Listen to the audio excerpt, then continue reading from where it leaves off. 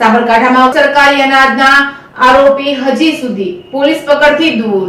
સાબરકાંઠામાં 39 લાખ કરતાં પણ વધારેનો સરકારી અનાજનો આરોપી હજી પોલીસ પકડથી દૂર છે.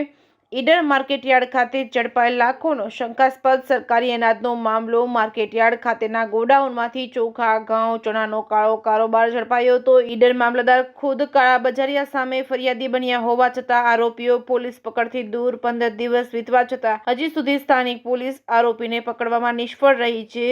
4/2 ના રોજ ફરિયાદ કરી છતાં આજ દિન સુધી આરોપીઓ પોલીસ પકડથી દૂર છે. આ મામલે શહેરમાં ચર્ચાનો દોર શરૂ થયો છે. લાખોનો મુદ્દામાલ ઝડપાયો હોવા છતાં આરોપીઓ સામે ઝડપી કાર્યવાહી કેમ નહીં? ઈડર પોલીસની સાથોસાથ ઈડર માર્કેટયાર્ડ દ્વારા પણ કાળાબજારિયાઓ સામે કાર્યવાહી કેમ નહીં? મામલતદાર ખુદ ફરિયાદી બન્યા છતાં આરોપીઓ સામે ઝડપી કાર્યવાહી કેમ નહીં? રિપોર્ટિંગ બાય અશોક નાઈ, સાબરકાંઠા.